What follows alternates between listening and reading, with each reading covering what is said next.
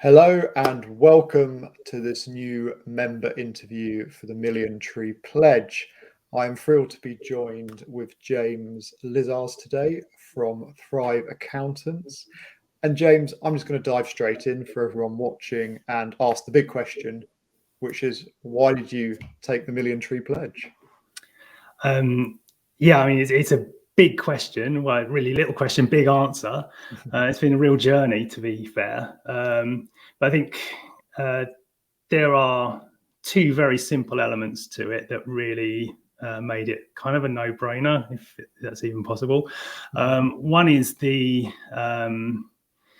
just that challenge around doing something and doing something important with the business, so that 10 years from now, when my kids are teenage kids looking at me saying, so what do you do?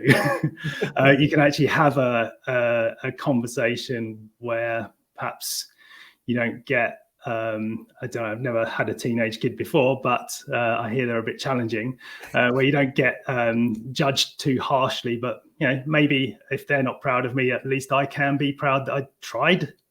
So that's a really important part of it. And I think that ultimately that led me to climate change as being the overarching mission.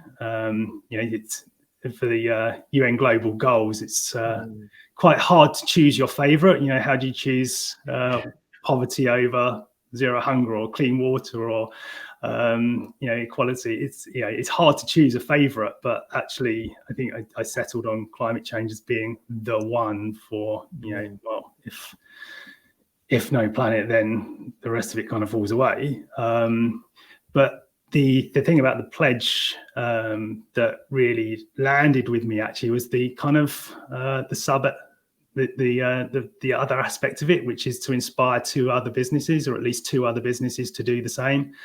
I describe it as a leafy Ponzi scheme. It's Brilliant. That's I've heard that one before. Yeah, I mean, it's a 3 million tree pledge. That's what it is, and it's kind of that element that makes this particular pledge work for me, and why I really wanted to put my name to it. I mean, it's damn hard. We're only 5 people, so to sort of use a business to hit an objective like that when you're starting from a small base, it's not a small thing to decide. But even since signing up, I've found ways to make it more possible, which is part of the appeal, actually.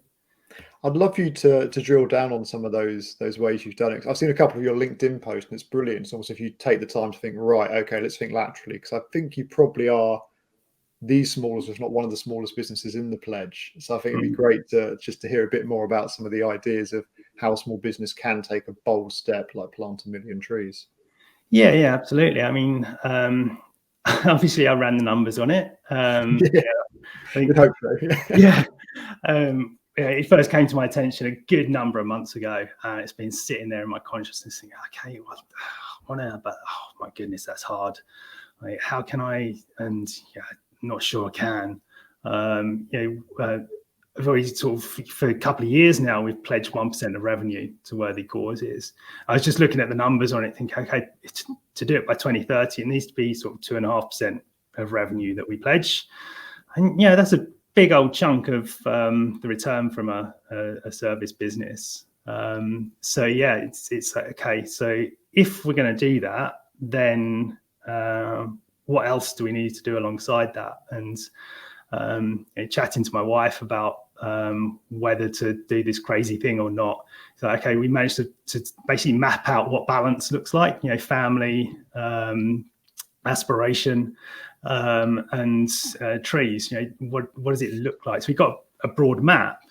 And then, I think after going for it and deciding, this is possible, like on current figures, maybe it's 2035 that we would land, we'd get there. How do we bring that forward is kind of the challenge. And I think one of the things that I came to relatively quickly was just finding sources of income within our business that's a bit grubby. It's not really being paid for what we do. And actually, as professional accountants, there are conflicts of interest and ethics concerns that may be a bit stronger than your average business. And there are revenue streams that we can tap into where actually I don't. So, for example, if I introduce a client to a lender, I can get a kickback from the lender. If I do, then my professional body requires me to declare that to my client, not necessarily give them the money, but at least declare it. Yeah. And, it's something I've always shied away from because that feels really awkward. And, how tarnished is that initial advice? Whereas now I've got the confidence to say to the client, hey, look, you need lending. Here's our partner. Here's the rest of the market. If you choose this one, we get this kickback, which we spend on trees. Brilliant. And they're all right with that. They've got all the information they need to say, sure, great, let's do that. And so that's kind of, the lender's happy to give that money. That's their marketing budget they're not spending. And so, that just goes directly to trees. So that's one way. And it's not particularly predictable. But what is we get a discount from our main software provider, Xero, where if we're paying for our client Xero subscription, we get a discount. And I don't have to give that back. It's not a kickback in the way that a lender gives. But looking at that, thinking, well, okay, if I take that discount and apply it to trees, where does that get me? And how can I increase that discount? So straight away, I was onto my account manager. I was like, okay, we're this close to this level. What do we need to do to get there? Took those steps, got there. And in taking those actions, that's 300,000 of the million trees that now are kind of mapped out to 2030. And so I love that challenge around, okay, how can we possibly do this? And just really brainstorm that question and just find all the stupid ways, all the genius ways, and just really examine it. And that's made a big difference. And strangely enough, I did put that thought process on LinkedIn. I'm going to say it anyway. It's a bit of a shame given what I do, but one of my clients popped up in my DMs and say, what if you go directly to the planting project? I mean, that's a lot of trees you're putting in the ground there. You don't necessarily have to go through a middleman. What if you go direct? So I was like, got in touch. So, okay, so what does it cost if we come direct to you and don't have to pay for this platform, this overhead, this marketing budget of this intermediary? It's X. Okay, that's about. It takes the cost of the pledge from, I think it's 120 is what currently is the prevailing rate, down to 70,000. Yeah. Okay. Well, that gets us a lot closer to 2030. So just going through those processes and attacking it as a business challenge, it helps. Absolutely. I think that's what you've done. You've put your entrepreneur's hat on and gone, okay, let's sit and work the problem. And I love the idea of actually, speaking to suppliers and to clients, because then you're introducing them to the concept of the pledge. And of course, like we are, I have no affiliation with Ecology other than I use the platform. So, like if other people want to give straight to Eden Reforestation or use other, they can. I think we're not a sales department for Ecology. So people find cheaper ways, that's fine. I mean, it's funny, I've wrestled with the same thing and I thought, well, actually, I like the platform, I like the marketing. I'm trying to, for me, it's a toss up between because they're not making big profits and driving Ferraris, right? So I'm kind of thinking they're using that money to market to get more trees. So it's an interesting thing, but I will actually, it's on my my agenda to speak to them about, they should fix that price for million tree pledges or maybe even lower it, right? Because there's an economies of scales piece there. But No, I love everything you're doing. I have to say, James, I hope you take this the right way. You don't sound like your average accountant, if I'm being really honest. Like this thing of balance, and I mean, you do in terms of how your brain works, and the numbers driven and strategic approach. But I love what you're talking about. Yeah, I know a fair few accountants, and very few are going to say things like, "Well, I want to find a UN goal to try and support, and which one am I going to do?" And thinking about sort of a legacy. And I mean, what would you say? I mean, do you feel your profession is moving more towards that way of thinking, or do you feel it's still very much just focused on capitalist ROI, like lowering taxes, very focused on just the number side of it, or are they becoming more holistic and thinking like a 21st century business about impact, legacy, etc.? Yeah, I think if you if you look at social media, looking around for an accountant, if you spend any time doing it, every single one of us is not your ordinary accountant. Right. It's a bit of a sad thing that you can't position yourself as being different. It's all about what you do and how you speak. I am unusual in what I do. An accountant in practice. My background is actually industry. So I grew up as an accountant in the advertising industry in London. That's where I qualified. That's where I moved up through the career path to finance director. And part of that journey, if you're finance director for a creative agency, and you're tasked with maximizing profit, then it doesn't take you very long before you're looking at human resources and talent. So when I was doing that job in, I think, the 2010s, around 2008, 9, 10, employee engagement was very, very much up my agenda. And, what can we do as an employer to improve our product in crude terms? But ultimately, if you want profit, then that's where it goes. You want the best fees, you need the best work, the best talent. And so what can we do as an employer to support that? We, as an agency, we won quite a few awards in that space. From a lot of the driving force was from the finance department, from me, pushing that agenda. Not conventional, I guess, is a fair label for the way I operate. And I think there's tons of evidence now about employee engagement and performance coming off the back of it. My attitude is that actually it's become mainstream through the previous decade that employee engagement, particularly in talent businesses, is critical to business success. I'm looking at this decade and thinking, well, for good, global goals, that is going to be the new critical. We've got lots of case studies out there of businesses that have this beyond profit element and they're doing well. Like Tom's Shoes is kind of one of the headline acts in that. Buy a pair of shoes and a pair of shoes goes to a worthy cause.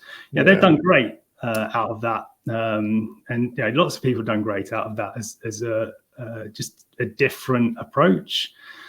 But I think as people, as consumers, as potential recruits, look at the business that they can choose to buy from, to work with, to work for, then decisions will swing towards those that are doing something a bit more than the capitalist Milton Friedman maximize shareholder wealth approach. It does feel very last century in a way, and so obviously we're in a similar sector that you're in. Obviously we're strategic digital marketing, but it's still very similar. It's still agency, and it's we've been going for 12 years, and culture's been integral to us because actually you want to hire and retain the best talent, and you want a great place to work. I mean, I've been interviewed on a podcast this morning. The person said, like, why did you put so much emphasis on culture? I said, well, 3 of the 4 founders actually came from a really toxic workplace. And my other half, Rebecca, who's one of the co-founders with me, came home in floods of tears and just said, it's such a horrible place to work. I said, let's just do it. Let's just set up a business where no one ever goes home crying. And it sounds like such an obvious thing, but like life's hard enough as it is. And also everything we know about performance and psychology, you can't outperform a negative state. If you're in a bad emotional place, if you're in fight or flight and full of cortisol, you're not your most creative, you're not in the zone, you're not. And like you say, you want to charge the best fees and work. Well, you need to have people performing consistently at their very best and get the best out of them.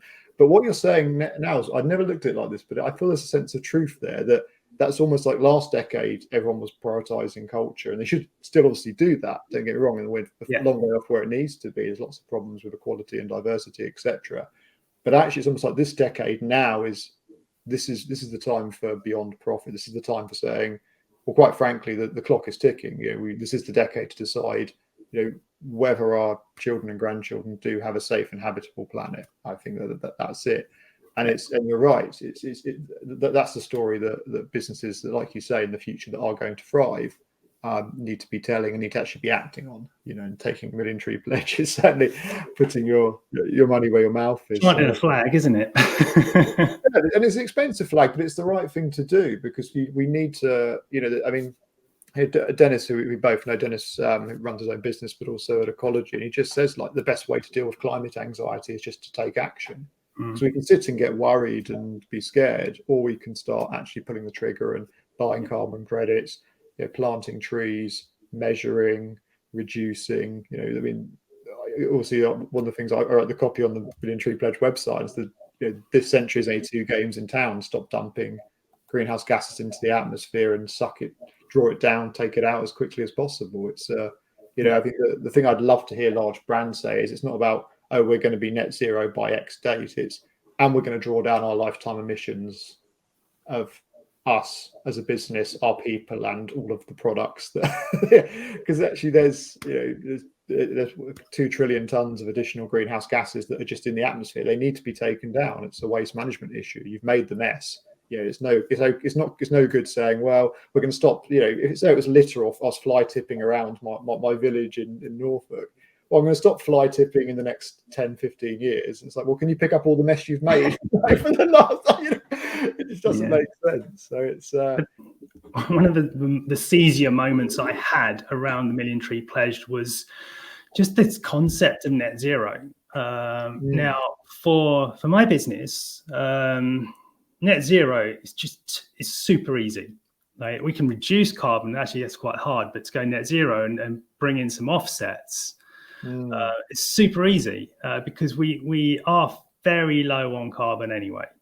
We're fully digital. We barely travel. We're sure there's some electricity that we use, but there's only so much of that we can control. So it was this concept of doing my bit. What's the definition of that? And that's a question I chewed on a lot. Because doing a bit of recycling at home, reducing your carbon at work, it's just like, for my type of business, it just doesn't feel hard enough. And I kind of pushed it to the other extreme and gone super hard. But just looking at the future impacts of climate change, who does it impact the most? And it's the poor. And whatever part of the world it is, that's just the way it's going to be.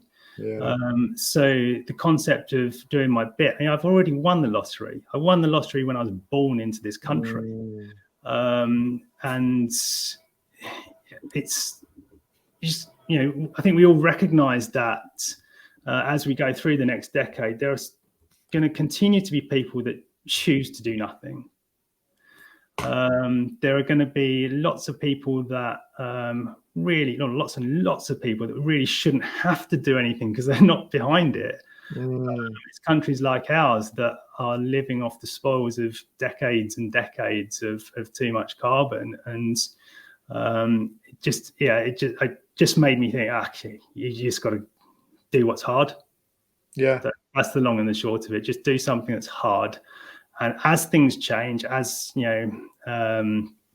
other options become available, a full-on overhaul of the heating system of my house feels a little bit, I don't know, it just doesn't feel like it's the right moment for that, because it is a bit of a drop in the ocean element to doing that. And, I can't get green hydrogen to my door. It just, those kind of solutions just aren't quite there yet. So what can I do? Well, Million Tree Pledge. Let's try and make it 3 million as quickly as we can, and let's go further than that. How far can I push it from the position that I'm in to get either individual businesses or groups of businesses just taking more action as businesses, and giving them the permission to do it as being good for business and commercially sensible. And that's sort of where I end up. Like, I'm talking about a 1% revenue pledge, moving to 2.5%. Even a business doing 1%, just 1% revenue, it's a lot for sure. But as a business, could you not grow your revenue by 1% or more by doing this? And it's a bit of an awkward space to walk into, because it gets into the whole greenwashing, virtue signaling arena. But if you're authentic, and if you are doing something because you genuinely believe that it's the right thing to do, then I would much rather the business doing that got my consumer spend than the business that's not. I just feel like, surely there's enough there to move the needle 1% and pay for itself. And in fact, actually, over the lifetime of a business, I think, given where we are, given the way attitudes are changing, I think there's a moment in time where it's kind of, take leadership on this, or you'll just be left behind. Your competitors will do it, and you'll be regretting not having made the move. And I think, you were saying before we press record, but it's very true that as an accountant, you come on and you're a trusted business advisor. You offer counsel to the founders, to the owners. Surely, if more accountants had the view that you take, that the industry as a whole shifted in this, and actually, you're suggesting that there's a high probability that you can grow it by 1%. There's almost a return on investment here, and we touched on it a little bit with you'll retain and attract the best staff. I know anecdotally that some of my clients really like it. Now, obviously, we need to still get them the results the digital marketing agency promises. We offer them the blockbuster service and all the rest of the stuff that they get from us. But it's another thing that nudges the needle in the right way for client retention, and it's only sort of 1%. But what do you feel? I mean, with other accountants, is there a message there for them? I suppose that this is something. I guess as you get more use cases and examples, in a year's time, you'll be in a stronger position to stand on a soapbox and say, "Look, this does work. Actually, this is in the interests of the bottom line and the planet." Yeah, I mean, I think on the one hand, I think it's just worth a throw of the dice. I think it's worth a try. Yeah.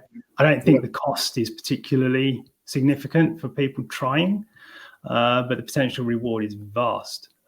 So it's got some stats from, I think it was 2019 ONS data, that in the UK, 5.9 million private sector businesses make up 99.9% of the business population, and they're SMEs, they're small and medium-sized enterprises. And of those, they employ 16.6 million people. Goodness. So 60% of the total private sector employment. And these are SMEs. These businesses have accountants like me. And accountants like me are advising them through the year and have a seat at the table to give advice. And they're listened to, they're respected. So yeah, I think accountants in practice have this wonderful position to affect change.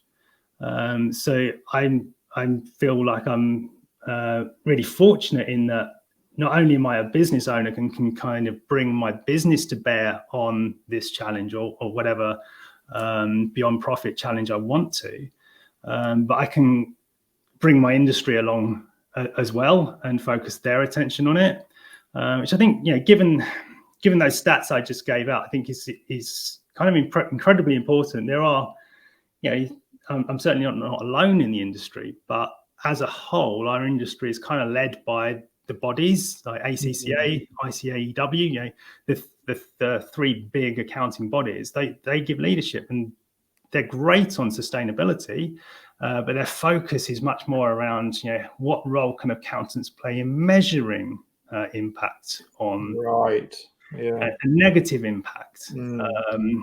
Yeah, how do we report on this? It's like that's not it. That's not it at all, because you know what we sort of trot out the phrase, what gets measured gets managed. Like, that's great sage wisdom, and yeah, sure, great, but maybe what you do is what's easy to measure as a result. And I think operating in this space of you know, dealing with such a task as huge as climate change, or whether it's one of the other global goals, you know, as an accountant, it's not really about measurement. It's just too hard. It's about philosophy, I think. And there's tons of evidence out there saying with this comes that, with purpose beyond profit comes success. Tons of it, tons of case studies and examples. And I think that the truth is, though, that causality is elusive. And, you know, are they doing great work sustainability wise because they're successful, because they can afford to? You know, it's just not there. So, you know, are we going to wait? Are we going to wait for the evidence, or are we going to take the leap? And I've chosen to take the leap, and I'm going to have to share my journey and show the success that I, or otherwise. So yeah, I've kind of taken that other leap of faith of going B Corp. I actually got an email this morning from B Labs saying, okay, thanks. Here's the next steps. So my verification journey starts within a couple of weeks. So we've done the impact assessment, got over the line on that, and now it's the verification piece. But yeah, it's part of that which I've sort of held back on, is the transparency piece. And actually with Million Tree Pledge, I think, okay, we just said to be shy about. We are where we are. Why not say, okay, this is where we are at the start of the journey, and this is where we are a year in, this is where we are 5 years in. Reach your own conclusions as to whether this is making any positive or indeed negative difference. So yeah, I think all I can do is sort of pitch the thesis, try to inspire others, and show how it's worked out. And you've already started doing a brilliant job with that. I mean, your LinkedIn posts are great, and I think the word used, transparent, is very apt, because actually it does inspire others, because you think, gosh, you know, like, you know, I don't have to, because some of the Million Tree Pledge members, I mean, there's, I think, Crystal hosting already, I think 800,000 trees, right? They're almost there, and you think, gosh, you know, it's going to, is this just for people who can afford to do 1 million in a year? But, you know, everyone's starting where they are. And for you to say, right, you know, we've done 20,000, we're at the beginning of our journey, here's how we're going to do it. We've looked at ways of funding it through subscription, through discounts from Zero, etc. Like, it's good, because it just helps other people come on board. And I think, I mean, you talked about SMEs being 60% of the workforce. You know, I think a lot of SMEs are struggling. There was a piece in the BBC this week with SMEs saying, we want to do stuff on climate, we don't know where to start.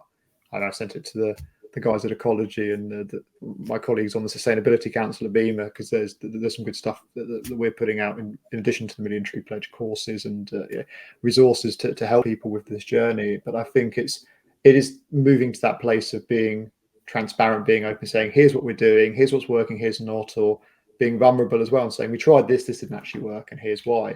And it just builds a sense of trust. You become someone that people will trust, because you're telling the truth and you're saying, here's what we're trying. And you're right, there's no need to hide. You know, there's way to move on. You know, we don't have to have this sense of bravado that we're all making profit, everything's great and brilliant all the time. That's not how the world really is. Yeah, 100%. And I think, I saw that article and I absolutely feel it. I've been reaching out and I try to think, okay, well, trees is one thing, but also reduction is probably the first thing that you should be doing. What are the resource? it's hard. Everything is built for businesses that have a lot of impact to reduce. Finding tools that are easy and cheap and don't involve consultants for, this 5.9 million private sector businesses that can all make a small, tiny, but collectively huge difference. Where is that? I'd love to know. Yeah, it's funny. We're putting that together on the BEMA Sustainability Council at the minute for our 350 agencies. And it's funny, there was a bit of a debate on the order of people should do. We've got 5 steps, basically. And step 1 is offset, because actually some of the guys wanted it. Well, no, first we need to measure, and then we need to reduce, and offsetting is part of it. And I made the case, and I got Dennis from Ecology to come in and actually back it up with anecdotal evidence that you get analysis paralysis. If I've met a few people who've gone, I'm really trying to take action on climate. We spent the last 9 months trying to measure our impact, and it's really hard to get it right. Well, that's 9 months wasted. What are you doing? And Dennis actually said the average person he speaks to that signs up to Ecology has been thinking about doing something for 5 years and started measuring and not really sure. And it's just, so with stage 1, we just say just offset, just go climate positive, whether it's Ecology or whoever. And then stage 2, you begin the measurement, and then stage 3, you reduce, and then stage 4, you go beyond, and that is taking the Million Tree Pledge, B Corp, trying to go way beyond your business and your people's footprint and impact, because there's so many people that you referred to earlier on that just either can't afford to or just won't. So we can't just cover our own sort of impact. We have to go. And then the 5th one, the final one, is inspire. And I think that's something that you're doing, and it's something that the pledge nods to with its leafy Ponzi scheme part. But for us, as 350 agencies in BEMA, British Interactive Media Association, for those who don't know, we've worked out 25,000 customers, and that also includes pretty much all the FTSE 100. It includes the FTSE. That makes up the rest of the chunk of the percentage of a large chunk of the market of people who are employed. It's a great point. I mean, in your space, your agencies are serving these businesses, and they're looking to their supply chain. I mean, it's a couple of weeks ago, Coots got B Corp. I'm like, whoa, what? Coots, like, okay, investing the money of the wealthy. All right then, okay, to sit up and take notice. But there's more and more big businesses that not necessarily going full B Corp, but certainly looking at their supply chain. So it again comes back to that commercial imperative piece. If you're on a 3-way tender, all other things being equal, if you come up short on sustainability, you're not making the final round. Exactly that. I mean, I read that it was good and bad news. So of the Fortune 500, I think they employ 70 million people. So globally, like the Fortune 500, 163 of them have a net zero target and prioritize sustainability and have a chief sustainability officer. So we're not halfway yet. So it's a bit annoying that there's ones that don't, but there's a lot that do. And I think, that is the direction of travel. So you're right, in terms of just winning the work for the big boys. If you want to do the advertising and the marketing for them, then it's a reason to do it. And also, we as advertisers and as creatives, we're the storytellers. We're the ones that can push back and say, look, take Volvo's new campaign. Like, I liked it. It's the safety campaign. If you've seen their ads saying that. So Volvo's main value is to keep you and your family safe. So Volvo will always make safe cars, and that's true. I trust Volvo, and then their new way to make you safe is to combat climate change. So they're moving all their fleet electric. And at that point, I thought, okay, electric. I mean, I'm happy they're doing that. That's brilliant. But Tesla, Mercedes, Jaguar Land, everyone's moving to electric. That's not news. Well, I'd love to hear from Volvo the next step. And I know the advertising point industry, advertising people don't have enough power to push back and say this, but why not say, look, why don't you just build huge Volvo direct air capture devices to absorb your lifetime emissions of carbon that's up in the atmosphere of all of your Volvo users?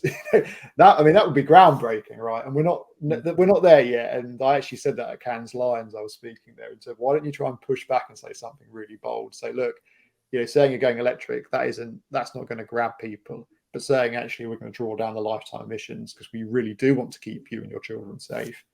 now I'm listening. Now I'm thinking that's bullshit. That's something big. So we as advertisers I think the onus is on us to push back and say, you need to be bolder in your messaging. If you're serious about climate change, you need to take bigger steps and talk about things like the Million Tree Pledge. We do own the domain billiontreepledge.org for the behemoth. So don't worry, Joe. We're not, we won't be like giving Volvo a good pat on the back for just taking the Million Tree Pledge. This time next year, Marcus. Yeah, exactly.